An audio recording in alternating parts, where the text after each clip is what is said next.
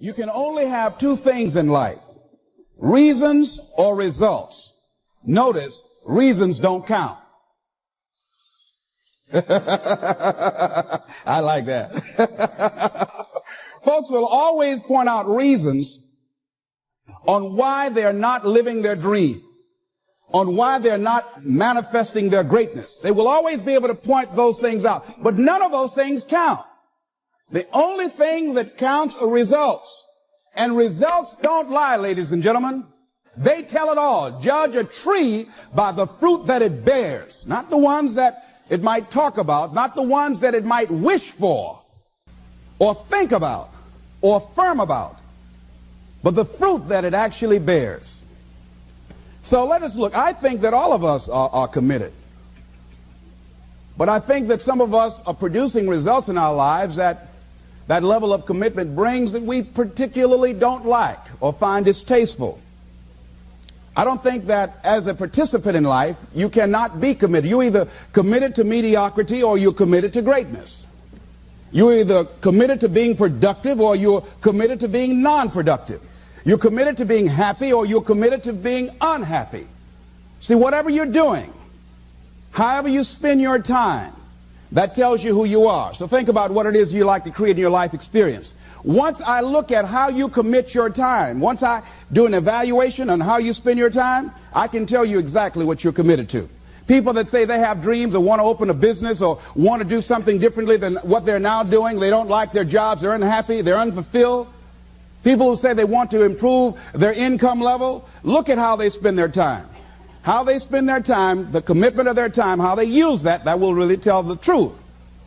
People who said, I'd like to do better, but you don't find them in vocational or technical schools upgrading their skills and their knowledge, how they spend their time, that will tell you what's going on. People who say they want to normalize their weight, they want to be healthy, but every time you see them, they're eating, that will tell you that they're committed to being obese for the rest of their lives. People tell you they want to stop smoking and they're lighting up at that time. Folk that say, I want to stop drinking, and every time you're in their face, they're reeking with alcohol, that will tell you what's going on. Don't have to listen to what they say, just watch what they do. Commitment shows up in your life in what you do. On the other hand, you can make the commitment to your life that you don't like the results that you have, and that you're going to do something about it. See, that power is available to all of us. People who look at life and decide, I want something different for myself. Carol Hatfield. Carol lives in Detroit, single mother, decided that she wanted to go into her own business, did not have enough money to do it. She wanted to have a health food store. She sold her car and used the money to start in a little storefront, a little hole in the wall. She rode to work on a bicycle. And then when she got enough money, she bought a motor scooter and did that for a long time. She's now a very successful person. She now has 3 health food stores. She said it was hard. It's a struggle, Les. She said, but I did it. She said, I made the commitment to do it, and I did it. Why is it that people are frightened by commitment? Because when you say the word commitment, that intimidates a lot of people. Why? Because it means you have to deliver. See, most people, you ask them, hey, look here, I'd like for you to do this. And they'll say, I'll try. I'll try means that is my escape clause. When I don't come through, it's really a polite no.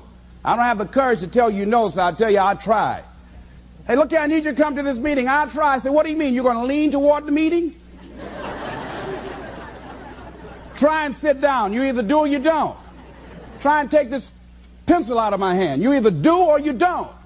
There's no such thing as try. So most people like to use that language. They don't want to commit themselves because commitment means, among many things, no excuse is acceptable.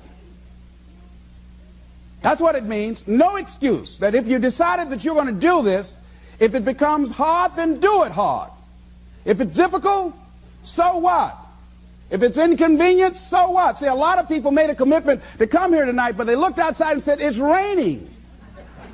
The temperature dropped. It's cold outside.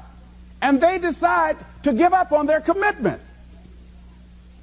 And that's how people do about their dreams.